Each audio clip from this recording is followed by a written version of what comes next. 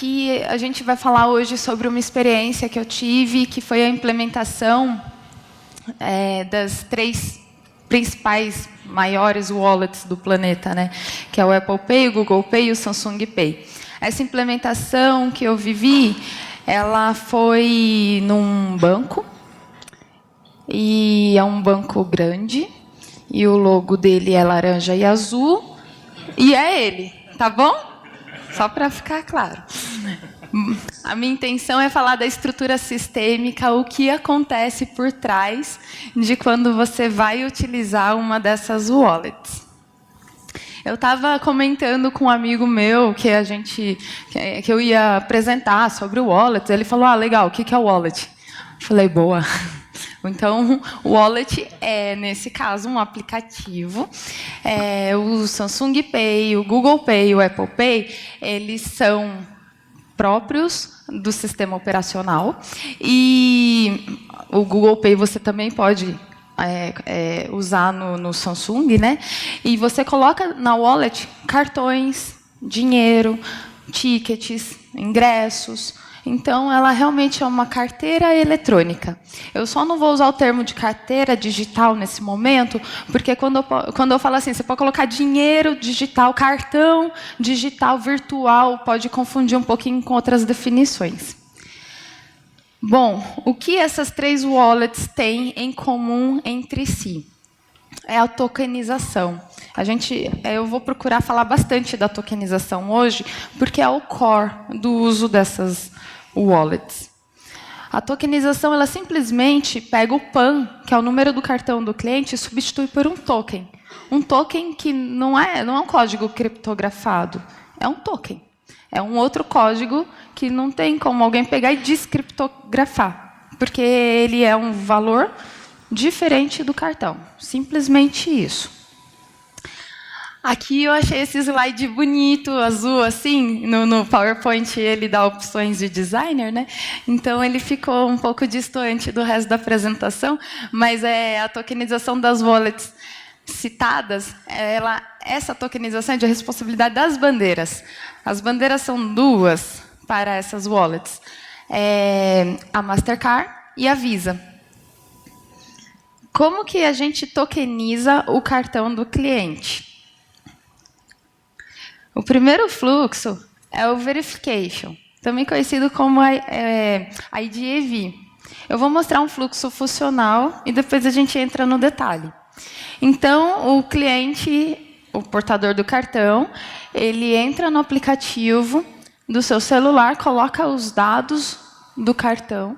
O aplicativo da wallet se comunica com os servidores das wallets. Um exemplo prático de como a coisa acontece. Em seguida, os servidores das wallets se comunicam com os servidores das bandeiras. Se for Visa, com a Visa, se for Master, com a Master. Nesse momento, ele ainda está se comunicando com os servidores da bandeira. Esse momento é o que a gente chama de envio de TER e TAR. Então, os servidores da bandeira se comunicam com o emissor. No caso da minha experiência, com um banco. O emissor pega e responde com uma validação. Essa validação ela pode ser vermelha, amarela ou verde. A gente chama de semáforo. A validação verde é a mais legal, porque a experiência é linda. No momento que ele chega nessa tela, ele pronto, tokenizou o cartão. Não tem nenhuma dupla validação de segurança. A amarela é o que as empresas mais trabalham. Essa validação, que é para certificar que o cliente que está tokenizando o cartão realmente é o cara, pode ser via SMS O2P, pode ser via telefone em call center, ou também pode ser via app do emissor. Aqui a gente vai focar no via app do emissor. E o red cara, não vai rolar. Não vai rolar porque ou seu cartão é de algum emissor que ainda não está habilitado para uso, não vai rolar porque o score do seu device ele é ruim, eu estou achando que você é um fraudador, não vai rolar pode ser N motivos.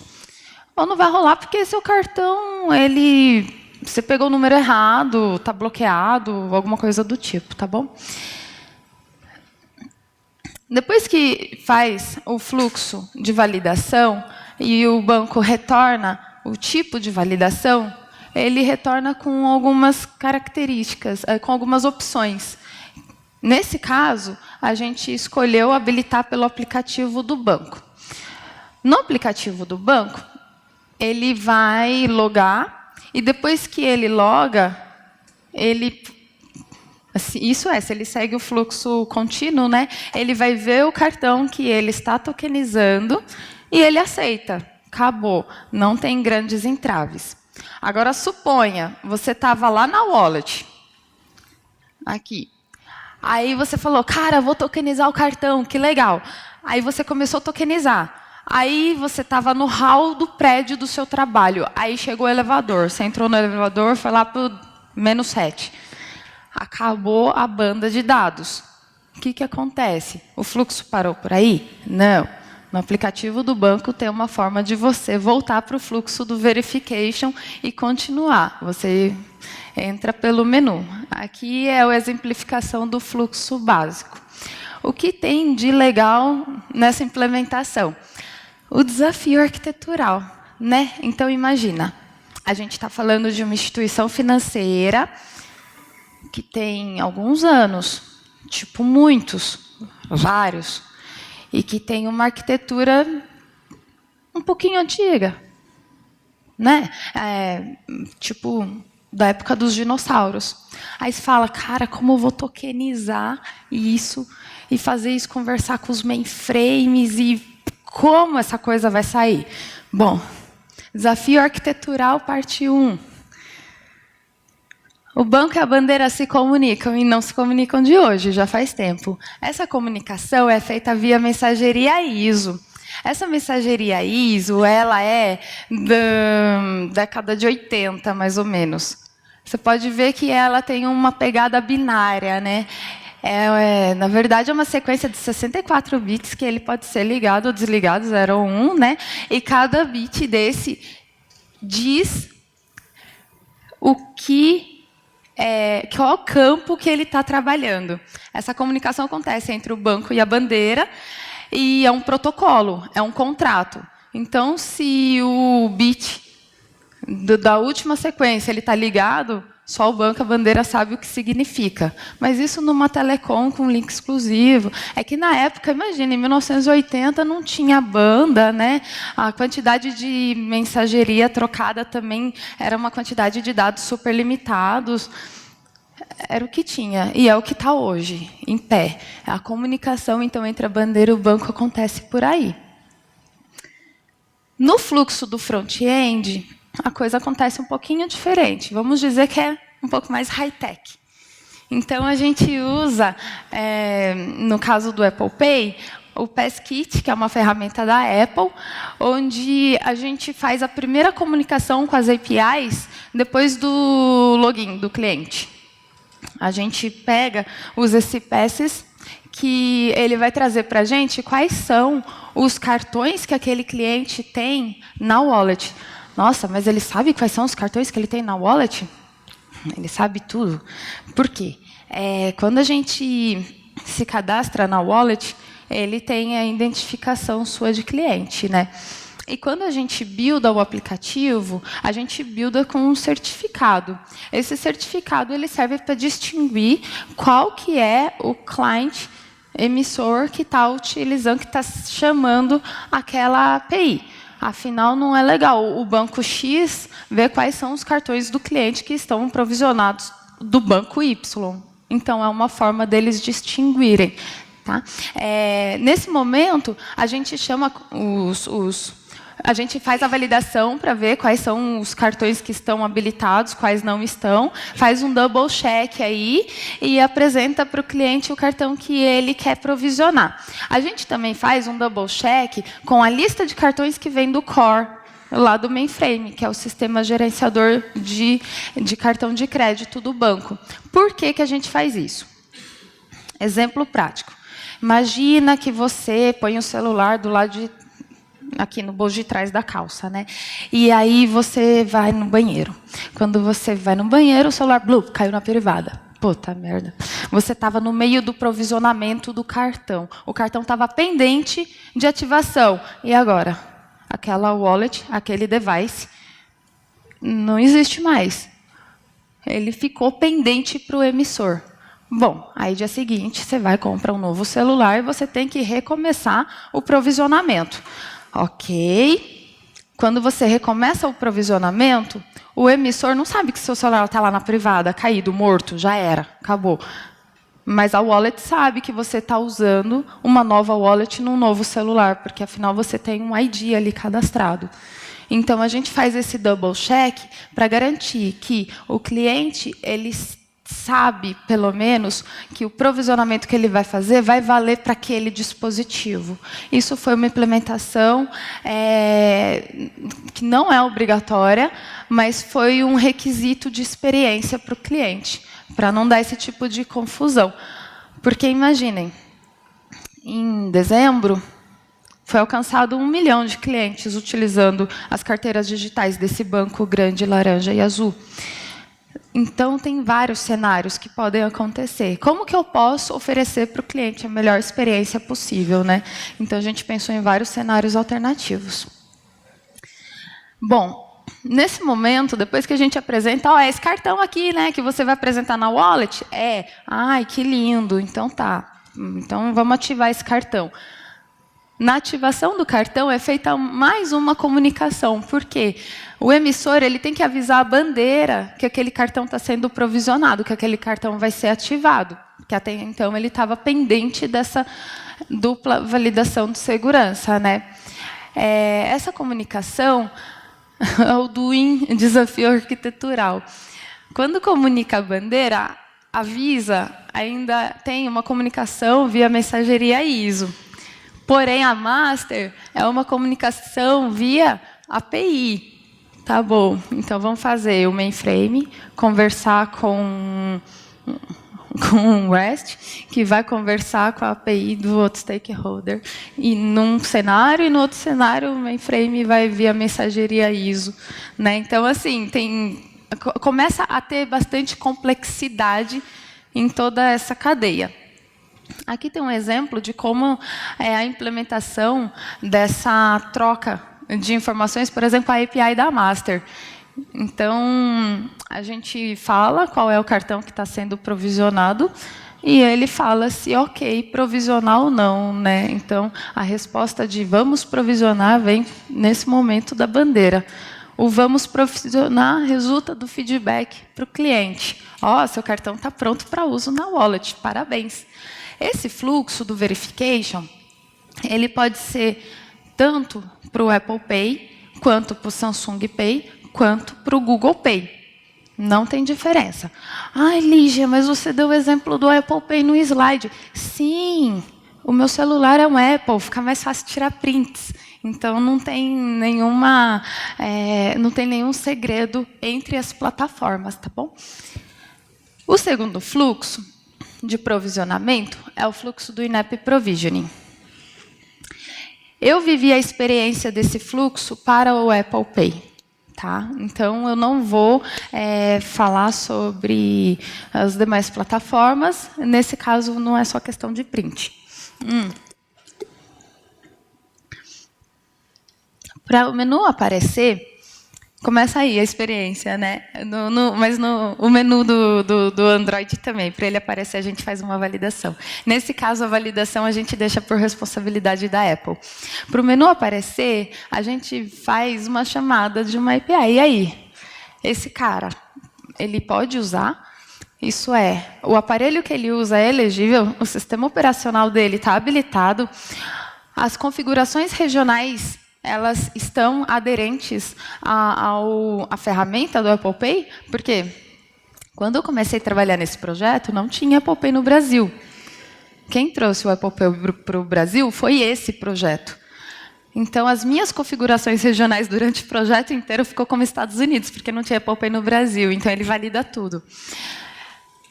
Eu fiz um diagrama de sequência para poder exemplificar, tangibilizar como que são feitas as chamadas nesse momento, porque a comunicação ela é feita via front-end, então é toda hora o aplicativo do banco conversando com as APIs da Apple. Tá bom? Então, vamos lá. Elegibilidade. E aí, esse cara pode usar? Ah, pode. Mostra o menu. Ah, e aí? Quais são os cartões que esse cara tem?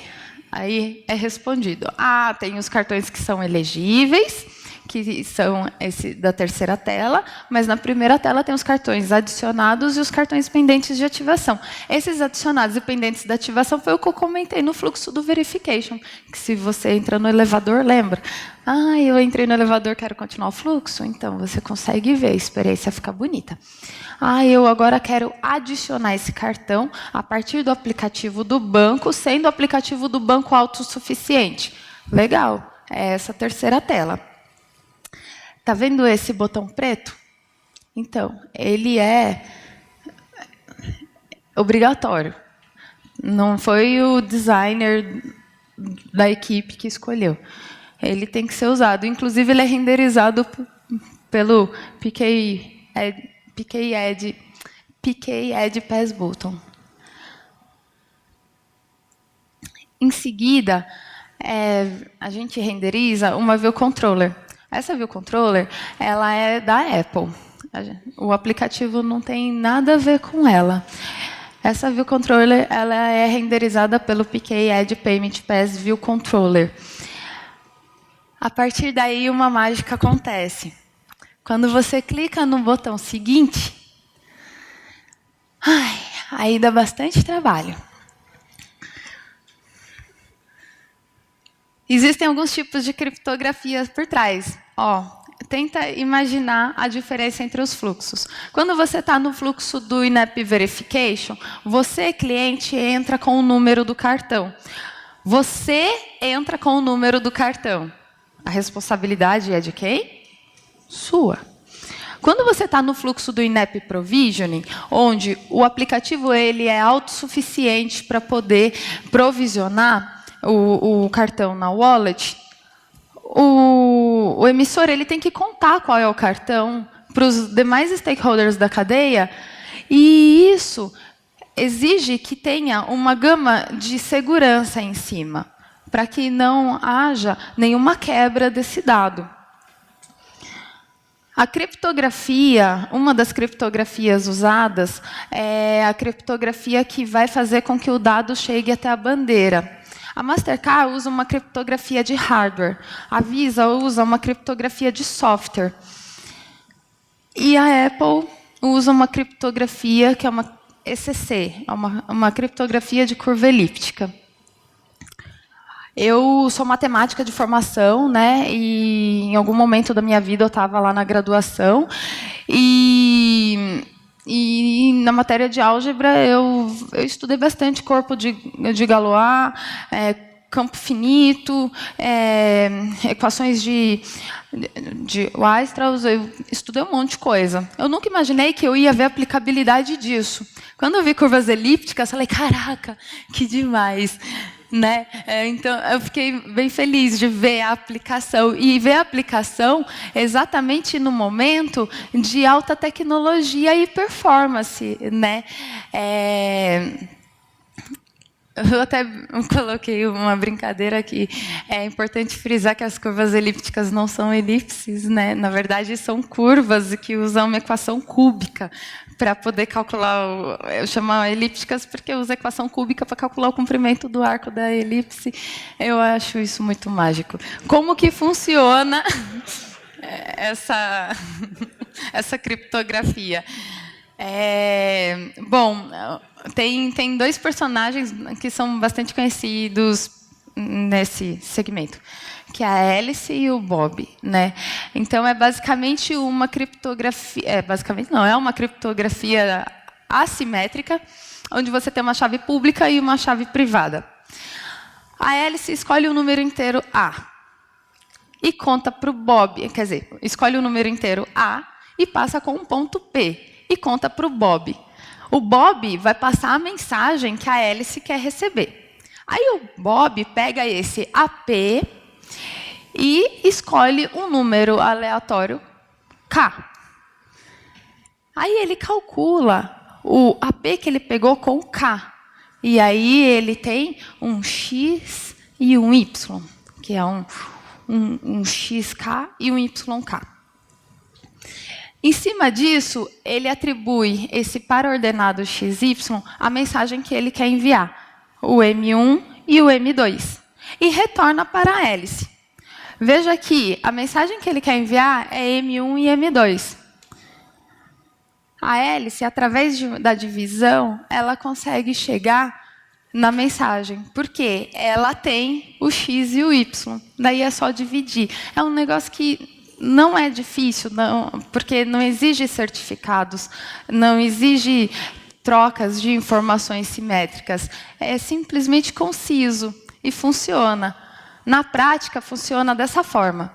Eu estou falando aqui porque o pessoal pediu, eu normalmente ando, né? Mas eu estou me segurando. Como que funciona? É feito o aplicativo, ele faz uma chamada e pega algumas chaves, um NAUCE público e alguns certificados. A partir dessa chamada, fazendo um depara com o slide que a gente acabou de ver, imagina que ele vai e fala, hélice, me dá um NAUCE, os certificados e a assinatura. E pega e passa para o emissor. O emissor, ele gera a partir daí o payload criptografado e retorna isso para a API da wallet, e a wallet retorna isso para os servers. Esse payload criptografado, ele foi criptografado da seguinte maneira. Basicamente, é o número do cartão, qual é a bandeira, o tipo de... o cliente, né, algumas informações de dados. Ele fecha isso na criptografia da bandeira, que é uma criptografia simétrica. Para master, é a criptografia de hardware, para Visa, a criptografia de software. Depois que ele fechou isso, ele envelopa nas curvas elípticas. E aí, depois que ele envelopou isso nas curvas elípticas, a gente pega esses dados em base 64, extrai o binário, e aí o binário é enviado para a API da Apple. Aí a API da Apple pega esse envelopinho, legal, abriu, bonito, criptografia parte 1, ufa, feito. Aí manda para as bandeiras, respectivas bandeiras. As bandeiras quebram essa criptografia simétrica e leem os dados. Vê se aquele cartão realmente ele é um cartão elegível ao provisionamento. Uma vez que ele é elegível ao provisionamento, avisa o emissor que seu cliente realmente provisionou e está tudo bem. É o cheque das bandeiras. Tudo isso acontece ainda nesse seguinte. Depois que as bandeiras falam, cara, tá tudo ok com esses dados, pode provisionar, o cliente finalmente vê o termo e condição de aceite. Ele aceita. O link é enviado com um O2P para poder garantir, de novo, a segurança da informação. E aí é feita a aprovação. Lembra que eu vi o controller... É da Apple? Ixi, deu ruim aqui, acho. Lembra que eu vi o controller da Apple? Então, aí a gente dá um dismiss na view controller e tcharam! Está provisionado o seu cartão. Esse fluxo, ele é um fluxo um pouco mais... trabalhoso no sentido de trocas de informação. Você teve perrengues? Não, imagina. Principalmente porque a validação para esse fluxo ela é feita no test flight. Então, você tem que fazer o build com o certificado de produção. Tá bom. Tá bom quando o certificado de produção fica na sua máquina, porque no meu caso, ficava lá no servidor e o meu build para o test flight, para cada teste que eu ia fazer, eu tinha que seguir pipeline de produção. Não tá bom, não, dava um trabalho lascado. Os entitlements, nem sempre, quando as capabilities eram habilitadas, eles entravam. Teve uma vez que havia o controller não renderizava. Aí o engenheiro da Apple falou, cara, tenta adicionar os entitlements manualmente. Funcionou. Ok. Aí, isso sem contar na primeira vez que a gente queria ver a View Controller, então aquela ansiedade, né, de, porra, agora vai dar certo. Vamos lá. View Controller, renderiza. Não. View Controller, renderiza. Não. Aí a gente muda a configuração, muda de novo tudo, nada acontece. Aí eu já estava fazendo promessa, né? Falei, meu pai do céu, tá chegando a homologação. Jesus amado, essa View Controller não renderiza, o que eu faço? Implorei para o pessoal da Apple ajudar, veio um engenheiro e falou, sabe o que é? No caso do Apple Pay, quando o build do aplicativo ele é feito numa versão abaixo de 10.3, não funciona a API no test flight. Falei, eu podia ter isso no guide, né? Tipo, perdi umas 3 semanas só por conta da versão do build. O dia que renderizou, juro, quando eu via o controller, eu pulava. Falei, cara, renderizou, não acredito. Foi sensacional esse dia. Tudo isso para ter o fluxo completo, né? Bom, depois que a gente fez esses testes básicos, a View Controller renderizou, a criptografia funcionou, a gente tem que passar por alguns testes, né? Então, assim, para o produto entrar em produção, ele tem que ser homologado pelas bandeiras. Essa homologação, ela acontece de forma integrada. Então, é um momento que você acessa o sandbox de teste da empresa que você vai do Google, da Samsung e da Apple, né? Você sincroniza o ambiente de desenvolvimento do emissor e sincroniza com o ambiente da bandeira. E aí é feita a janela da bandeira.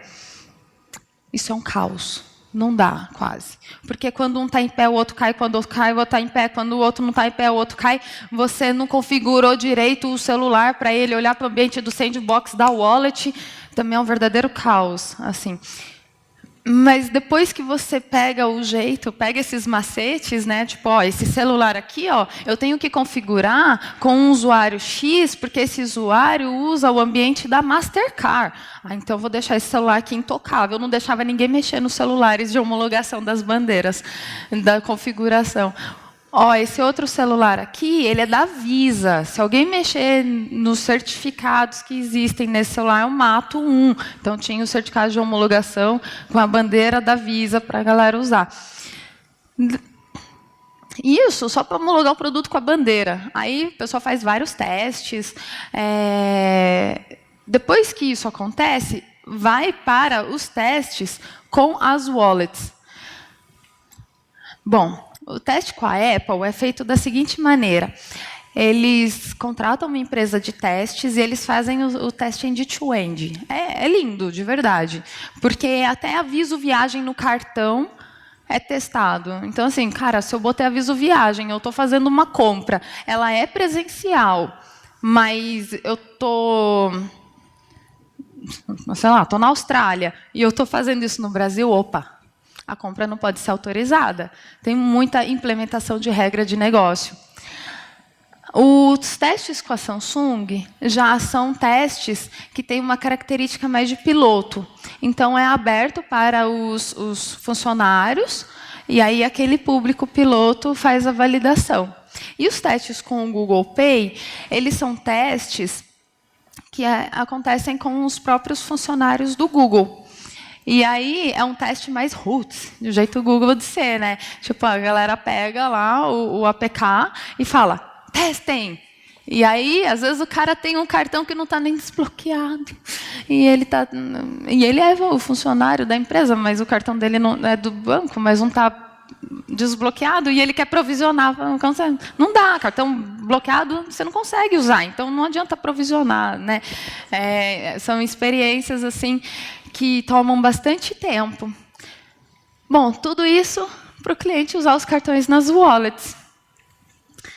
Quando o cliente vai usar os cartões nas wallets, ele efetua o pagamento da seguinte forma. Ele pega o celular, vai, se for presencialmente, até o POS do adquirente, vai até o adquirente, né, no POS do estabelecimento, aproxima o celular, a informação do token vai ser processada pelo adquirente, passa pelas bandeiras. As bandeiras, elas têm uns servidores que se comunicam com que é o gerenciador de token dessas bandeiras, é totalmente PCI. E, finalmente, chega a informação no autorizador de pagamento. É muito parecido com o pagamento de um cartão físico. A diferença é que o token é trafegado até a bandeira. Então, o nosso card on file ele fica na bandeira de fato, que é esse depara. Bom, a transação depois de autorizada, ela retorna, só a transação ok e vamos embora. Bom, as tecnologias elas têm bastante a ver com a experiência do uso, principalmente presencial, né? As wallets você pode usar de forma online ou presencial, tanto faz. Uma das tecnologias que é mais disseminada entre essas wallets é o NFC, que é o de aproximação.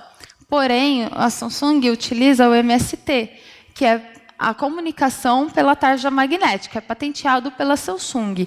É muito interessante, principalmente porque, muitas vezes, o NFC do Pelzinho ele não está habilitado. Então, quais foram alguns desafios que a gente passou aí depois da liberação do provisionamento dos cartões? O adquirente ele não estava com o sistema atualizado das maquininhas, ou o estabelecimento ele não confiava nesse tipo de pagamento. Então, assim, aconteceu comigo de eu ir pagar, e aí, quando eu falava, eu quero pagar com o celular, aí ele me olhava e falava, não, isso aí não dá certo, não. Não, vamos tentar, porque eu nunca sabia se a maquininha ia ou não ia, né? Aí é um grande mistério o fato do Pelzinho estar atualizado e habilitado. Bom, nesse momento dessa história, eu fui pagar, ele autorizou, deu tudo certo. Quando saiu o papelzinho, o comerciante falou assim para mim, tá bom, agora você assina esse papel aqui, ó, que qualquer coisa eu tenho sua assinatura, que foi você que fez essa compra. Eu falei, tá bom, eu assino. Tipo, é uma questão bem cultural, né? Ou senão, quando você fala que quer pagar com o celular, eles falam, não, eu não aceito esse tipo de pagamento, só aceito cartão de crédito ou débito. Então, assim, é uma cultura a ser inserida, né?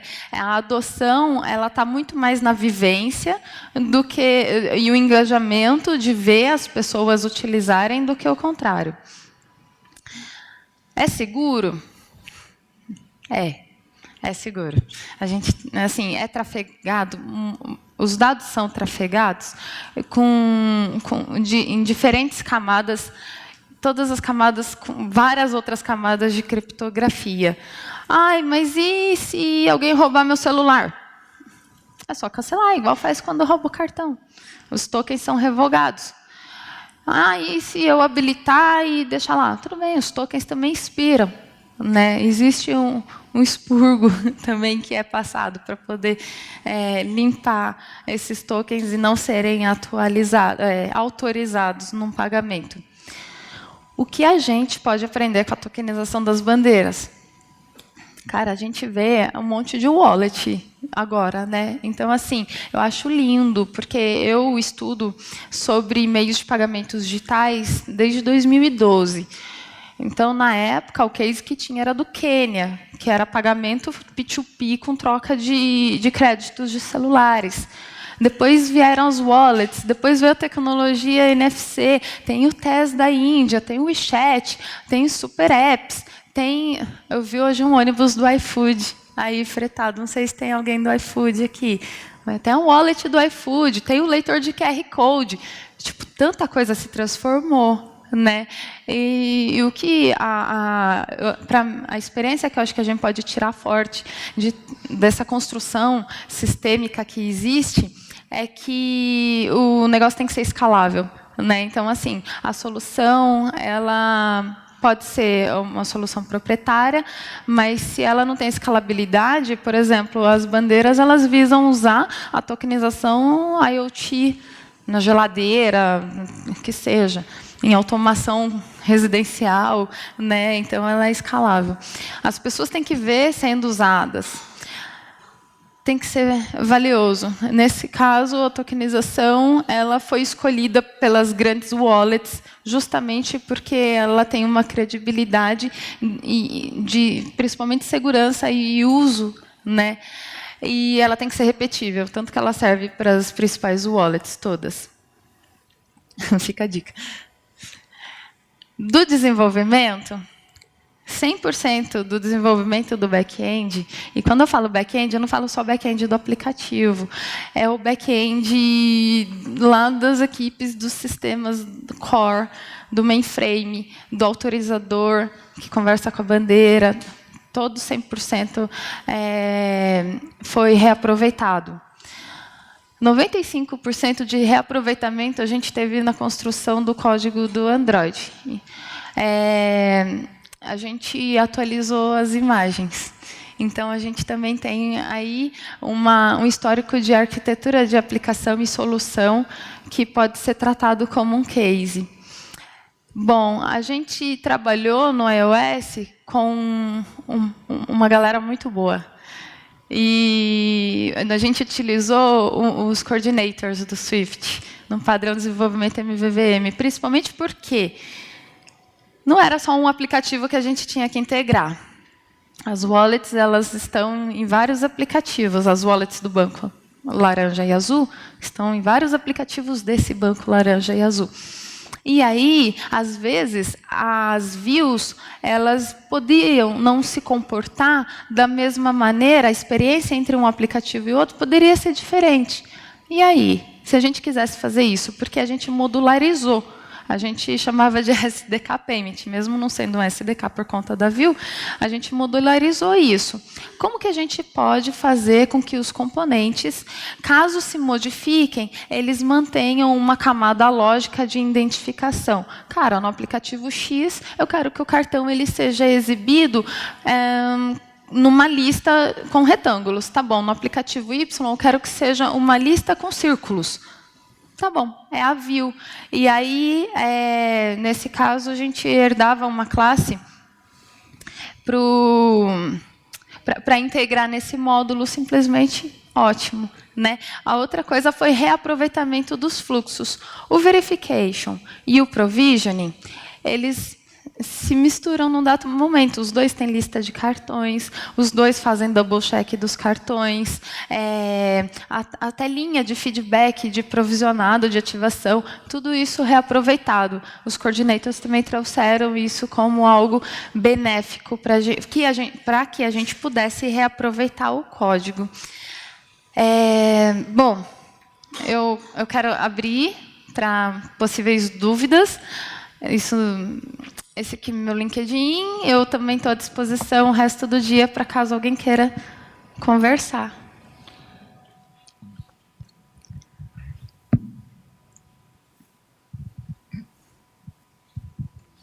Muito legal, muito interessante a palestra. Obrigada. Você comenta que tem uma coisa de elegibilidade do cartão. Quer dizer que nem todos os cartões podem ser... Ou seja, eu posso ter um Visa que não é aceito para tokenização e existe outro Visa que sim é aceito?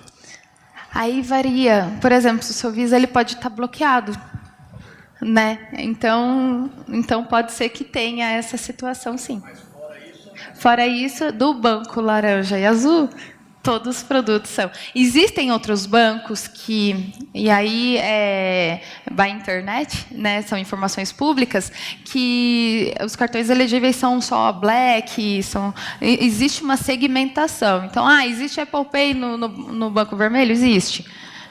E aí, qual o segmento elegível? Aí tem um segmento específico. Mas são regras de negócio, não é? São regras de negócio, exatamente.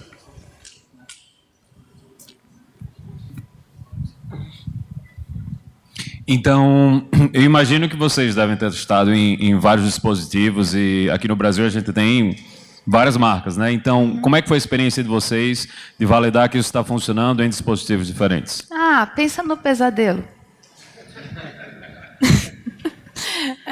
Bom, a gente tem um fator que ajudou bastante, que é as APIs e também, no caso do Android, tem a condicionante, que é se ele pode utilizar ou não. né? Então, se o celular ele tem NFC, se o cliente ele tá com as regras regionais, tudo isso ajuda pra caramba. Mas eu vou te falar que no começo eu respondia pelo menos umas 256 vezes o fato de esse aparelho não tem NFC, ou senão esse sistema operacional não envolve, então não é fácil. Okay. Mais alguém, pessoal? Quer perguntar?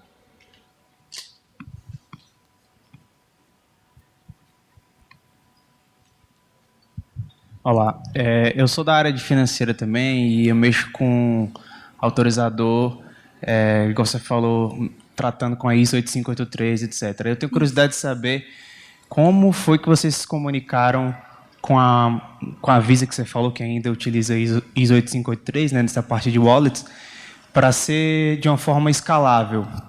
Porque onde eu trabalho, a gente trabalha com isso, mas é difícil escalar essas soluções que utilizam 8583 justamente por ser sistemas legados, etc. Exatamente. Tiveram bastante mudanças de template, né? Então, assim, no caso foi a Apple que inicialmente o projeto começou com a Samsung. Tá? Quando a Samsung falou, vamos para fazer a tokenização, as bandeiras já foram envolvidas. Aí juntaram os arquitetos do emissor, os arquitetos da bandeira, e eles decidiram que, por hora, era bom manter esse tipo de comunicação via ISO. Porém, deixaram, sim, um lembrete, um débito técnico de que isso seria, mais para frente, seria atualizado, seria feito o upgrade de APIs. A escalabilidade, que você diz, é no quesito de volumetria, então, já existe uma volumetria muito alta de autorizações entre o banco laranja e azul e a bandeira. O que a gente fez foi calcular um fee de acréscimo possível e como que seria identificado transações que estão sendo feitas a partir das wallets. E aí teve essa mudança de template. Mas é que tem um link, na verdade, uma telecom quase que exclusiva entre as duas empresas. Mais alguém, pessoal? Vamos encerrar, então. Obrigado, Lígia. Quero agradecer. Obrigada.